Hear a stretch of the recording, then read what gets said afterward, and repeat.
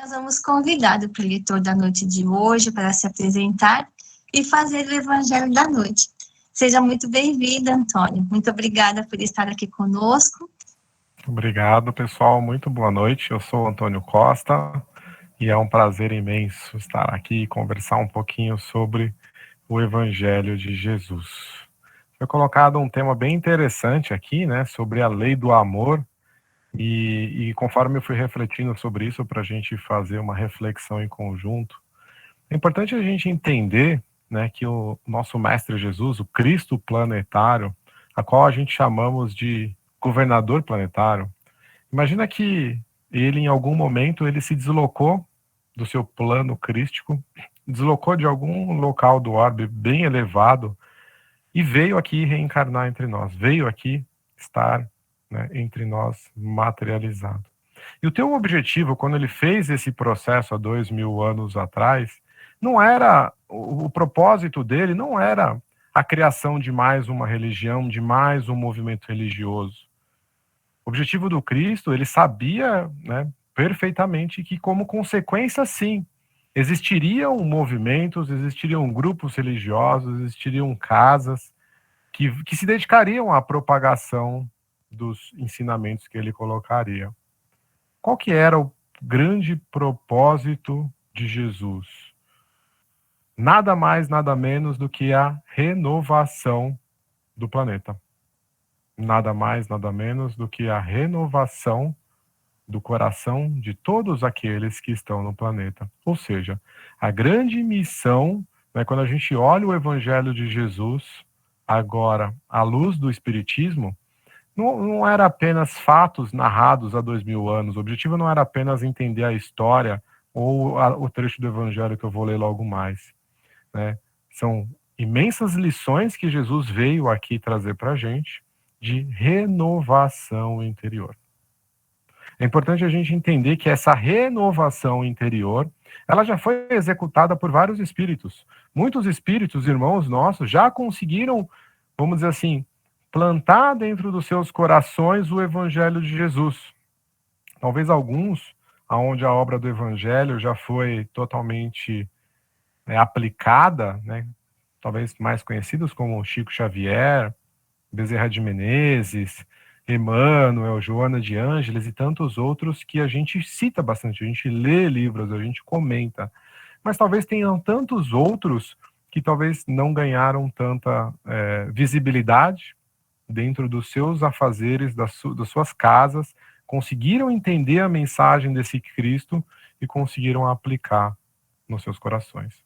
Então, o nosso objetivo aqui hoje não é a gente entender, né, quantas pessoas faltam para se renovar ou quem já se renovou e quem não se renovou. A pergunta que a gente tem que responder aqui hoje entre todos nós, e cada um fazer essa pergunta para si mesmo, né? O que falta para a minha renovação? O que falta para a minha incorporação do conhecimento de Jesus? De toda aquela lição que ele colocou, qual é o meu próximo passo? E aí a gente entra no evangelho, então, de hoje, né? Capítulo 11, amar ao próximo como a si mesmo. Nada mais, nada menos do que um item chamado assim, o mandamento maior. Acredito eu que parte do que a gente vai refletir, parte do que a gente vai ler, o mandamento maior, pode dar um grande guia para a gente entender como está o nosso processo de renovação interior, como estamos conseguindo aplicar no nosso dia a dia os ensinamentos de Jesus. O trecho está no Evangelho de Mateus, que diz assim, ó: Mas os fariseus, quando ouviram que Jesus tinha feito calar a boca dos saduceus, juntaram-se em conselho. E um deles, que era doutor da lei, tentando Jesus, perguntou: Mestre, qual é o maior mandamento da lei? E Jesus lhes disse: Amarás ao Senhor teu Deus de todo o teu coração e de toda a tua alma e de todo o teu entendimento. Este é o maior primeiro mandamento.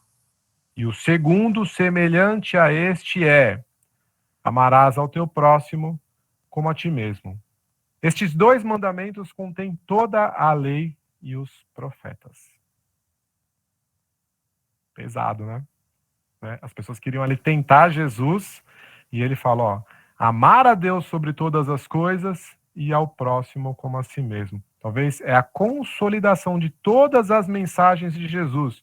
É a consolidação do que o Espiritismo veio colocar. O Espiritismo nada mais é do que uma forma da gente entender essa frase, né, relativamente pequena. Só que olha a importância, né? Jesus fala que todos os mandamentos e todos os profetas estão aí dentro dessa frase. Amar a Deus sobre todas as coisas e ao próximo como a nós mesmos. E aí a gente entende nessa frase a palavra amor. Ela é citada o amor eu com Deus, eu com o outro e como que eu me amo, porque isso acaba sendo um reflexo. Se a gente conseguir entender essa relação, a gente consegue talvez dar alguns passos né, no nosso caminho de renovação espiritual. Só que a palavra amor, ela está citada várias vezes. Será que a gente consegue entender o que quer dizer esse amor? Como que a gente materializa esse amor? Que muitas vezes a gente acaba confundindo com a paixão, né? Com amor-paixão. Tanto que o Chico Xavier, olha que interessante a frase que ele colocou para a gente. Ele fala assim, ó, o Cristo não pediu muita coisa, não exigiu que as pessoas escalassem o Everest ou fizessem grandes sacrifícios. Ele só pediu que nos amássemos uns aos outros.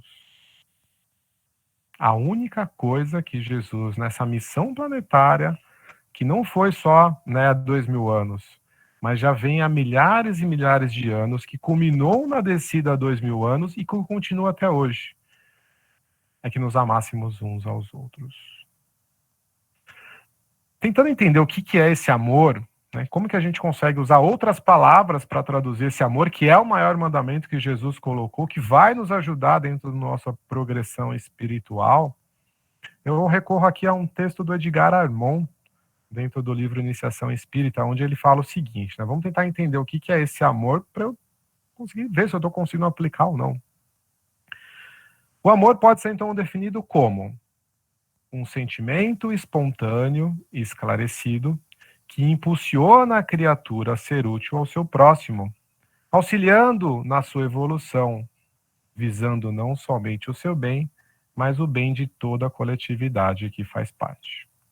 Talvez ficou um pouquinho comprido, mas a gente vai entender muito bem, né? Então, se eu tenho um sentimento, algo que vem dentro de mim, espontâneo, ele nasce sem eu precisar fazer grande força. E ele é esclarecido, porque eu entendo toda, né, pelo menos parte da obra de Deus. Esse sentimento que vem dentro de mim impulsiona, me empurra para ser útil ao próximo, auxiliando ele na sua evolução, visando não somente o bem daquela pessoa, visando não somente o meu bem, mas de toda a coletividade que faz parte.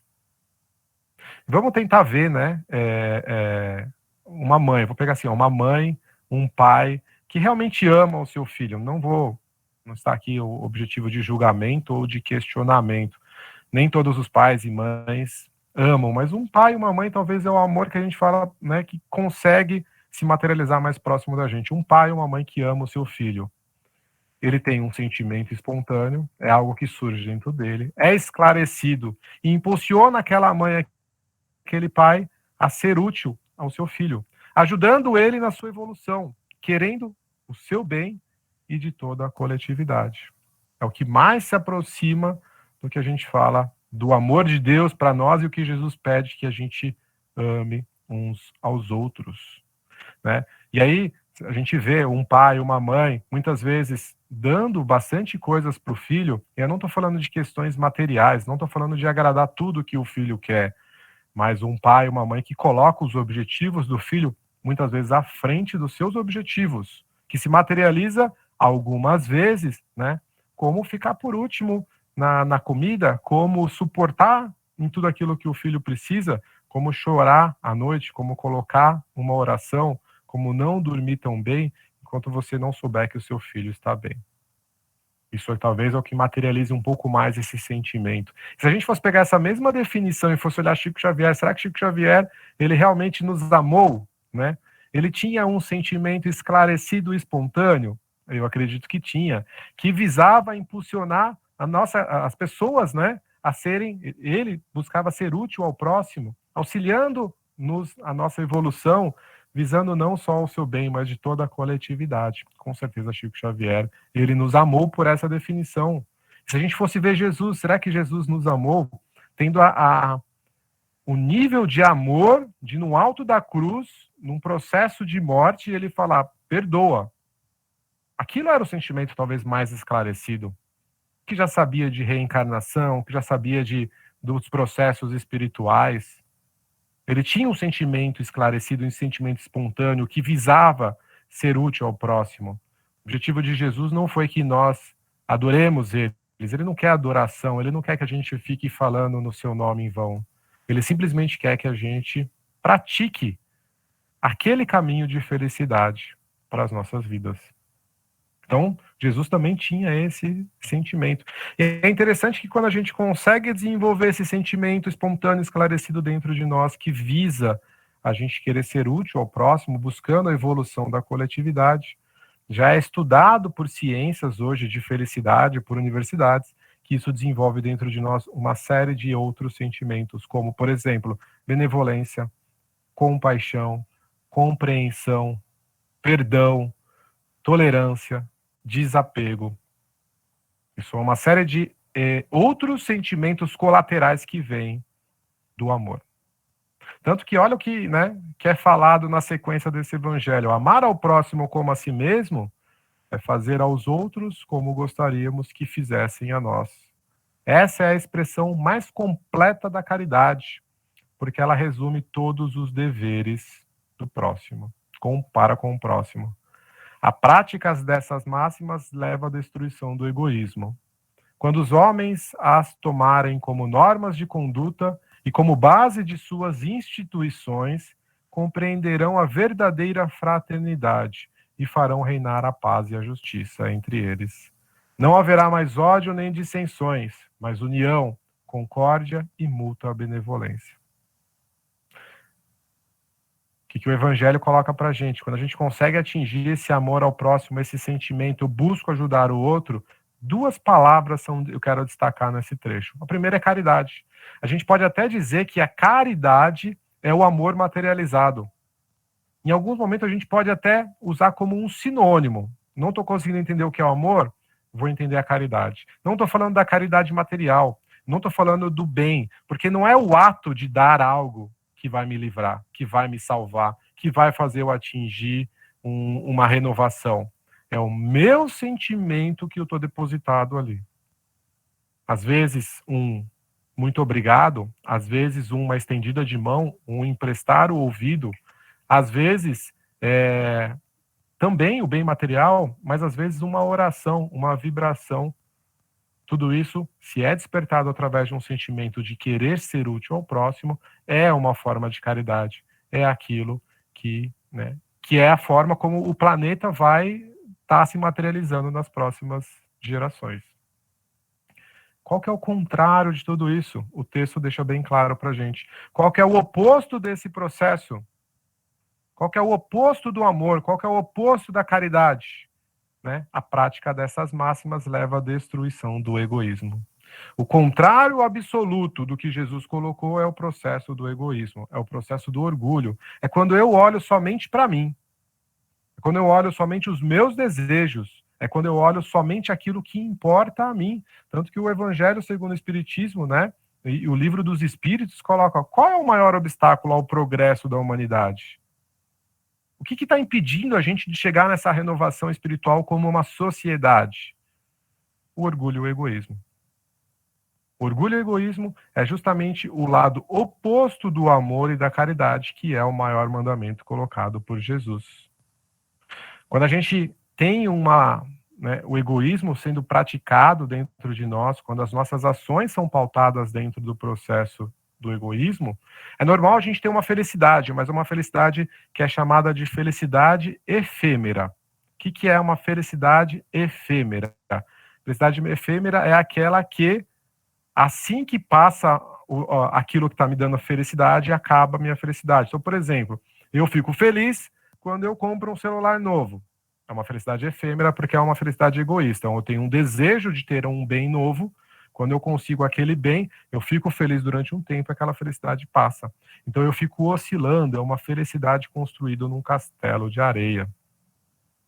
Se eu, tenho alguma desavença com alguém, e a minha felicidade é ver aquela pessoa quebrando a cara, automaticamente eu fico feliz quando a pessoa quebra a cara. Mas se a pessoa se dá bem, eu fico oscilando, eu fico com uma felicidade temporária. A verdadeira felicidade é aquela que a gente atinge uma paz de espírito quando a minha grande preocupação não é o meu ego, mas é se eu estou conseguindo plantar o bem coletivo para todo mundo. E aí eu consigo atingir, talvez daqui a algumas vidas a gente consiga atingir esse estado de alguém estar matando a gente, Nessa vida eu tenho certeza que não. Daqui umas 20 vidas talvez, alguém vai vir matar a gente vai falar assim, que Deus te abençoe. Faça o que tem que ser feito, porque se eu estiver desencarnando agora, é o processo. Deus escreve certo por linhas certas. Ele é perfeito.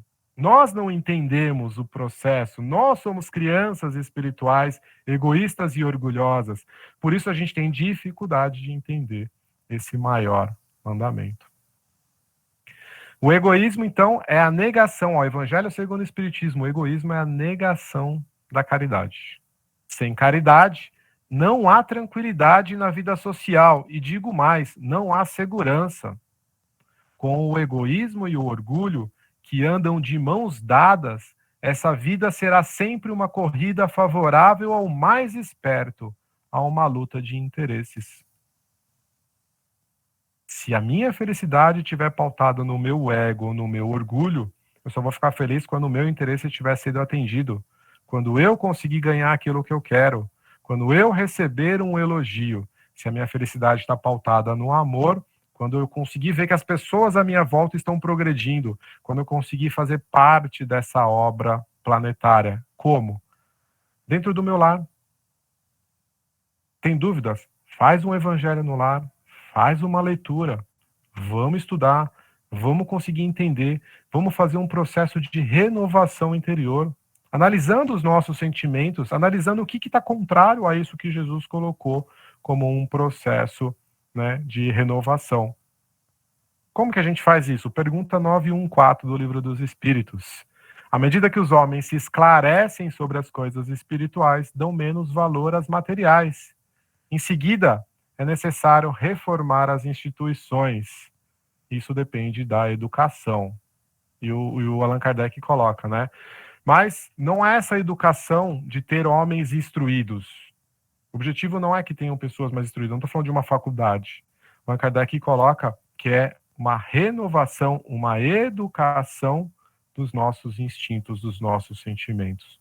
É justamente uma autoanálise, é a gente conseguir entender o que acontece dentro desse mundo interior e o quanto eu estou distante de tudo aquilo que Jesus colocou. O egoísmo é a fonte de todos os vícios, como a caridade é a fonte de todas as virtudes. Destruir um e desenvolver a outra deve ser o alvo de todos os esforços do homem, se ele deseja segurar a sua felicidade neste mundo, tanto quanto no futuro. Olha que profundo essa passagem final do Kardec, Essa passagem final.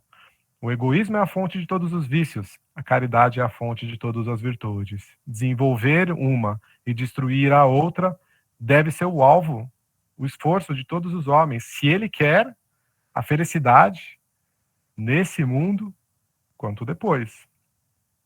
Não sei se vocês sabem, mas todos nós aqui vamos desencarnar um dia, Vamos bater as botas, vamos morrer, seja qual o nome que a gente está acostumado. E quando a gente chegar lá, não vão perguntar quantas faculdades, quanto de dinheiro a gente tinha, não vão perguntar a nossa casa e nosso nível de instrução.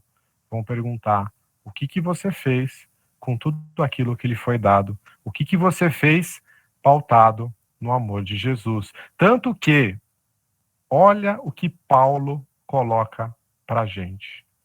Ainda que eu falasse a língua dos homens e dos anjos, se não tivesse amor, seria como um metal que soa ou como um sino que tine. E ainda que eu tivesse o dom da profecia e conhecesse todos os mistérios e toda a ciência, e ainda que eu tivesse toda a fé de maneira que eu transportasse os montes. Se eu não tivesse amor, eu nada seria. E ainda que eu distribuísse toda a minha fortuna para sustento dos pobres, e ainda que eu entregasse o meu corpo para ser queimado, e não tivesse amor, nada disso me aproveitaria. Porque vemos agora em espelho, em enigmas, mas então veremos face a face. Agora eu conheço em parte, mas então conhecerei como também sou conhecido. Agora, pois, permaneçam a fé, a esperança e o amor. Dentro desses três, o maior deles é o amor. Que a paz do nosso Mestre Jesus, com certeza ela vai nos envolver, com certeza ela está nos envolvendo, mas então que a gente possa, durante essa semana, estar à altura da captação disso. A gente está conseguindo estar conectado aos mentores, a gente está conectado a toda a energia que é depositado para nós, e que a gente consiga criar um plano, um processo de renovação interior, que a gente possa fazer esse nosso processo encarnatório, né, um passo adiante aquilo que Jesus propôs. Tanto que, fora da caridade, fora do amor, não há salvação.